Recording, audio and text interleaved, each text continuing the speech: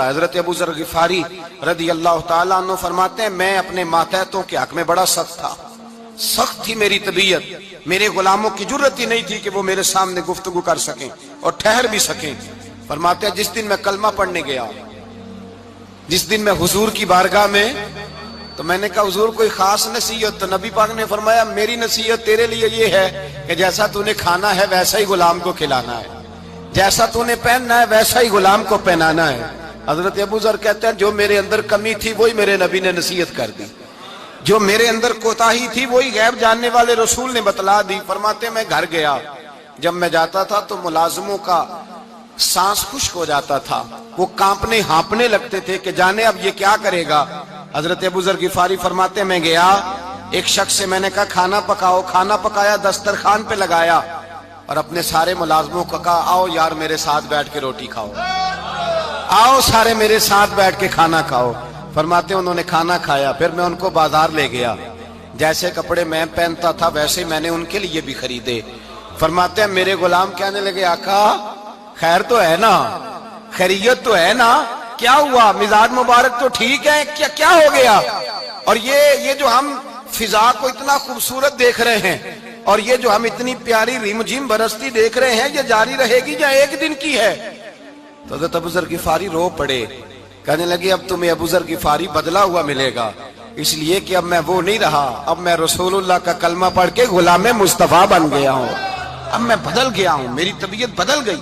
غلاموں کے حق میں حضرت مولا علی شیر خدا غلام کو لے کر کے گئے دکان پر، حضرت مولا علی غلام کو لے کر گئے کپڑے کی دکان پر، 2 جوڑے خریدے، ایک کم قیمت کا ایک زیادہ قیمت کا، ایک کم قیمت کا ایک زیادہ قیمت کا، 2 جوڑے خریدے۔ جب واپس لوٹے تو غلام سے کہنے لگے تو اپنا لے لے۔ غلام کو پتا تھا کہ اس زمانے میں ہوتا کیا تھا، اس نے کم قیمت کا جوڑا اٹھایا۔ حضرت علی فرمانے لگے عجیب آدمی ہے، یہ تو تیرا نہیں، یہ تو میرا ہے۔ اس نے کہا حضور کس طرح سے؟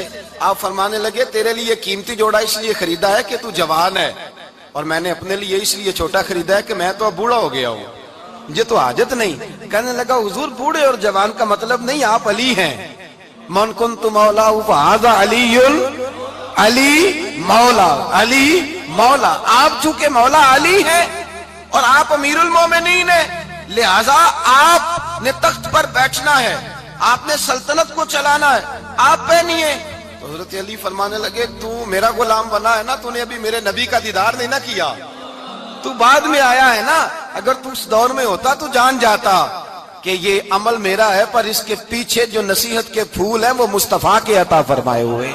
تو بھائی یاد رکھیں نبی کریم سید عالم صلی اللہ تعالی علیہ وآلہ وسلم نے تعین فرمایا مزدور کے حقوق کا، تعین کیا۔ حضرت حکیم بن حزام کہتے ہیں میں حضور کی بارگاہ میں بیٹھا تھا تو نبی پاک صلی اللہ علیہ وسلم سے میں نے کہا یا رسول اللہ آپ کو کون سا آدمی پسند ہے، کون سا محنت کرنے والا پسند ہے؟ تو حضور نے فرمایا جس کے دونوں ہاتھ کام کریں، دونوں پیر چلیں اور اس کی پیشانی پر پسینہ آئے، وہ بندہ مجھے بڑا اچھا لگتا ہے۔ جس کی پسینہ آئے، آج لوگ مزدوری نہیں کرتے، دائیں بائیں دیکھتے ہیں، لوگ اپنے اندر وہ توانائی، وہ غیرت، وہ خودداری پیدا نہیں کرتے۔ بھائی گردن کو جھکا دیتا ہے خیرات کا پتھر، جہاں میں مانگنے والوں کے سر کبھی اونچے نہیں ہوتے۔ اور ایک بار کہنے لگے غیرت ہے بڑی چیز جہاں نے تگ و دو میں، پہناتی ہے یہ فقر کو تاج سردارا، اپنے اندر یہ توانائی پیدا کرنی چاہیے۔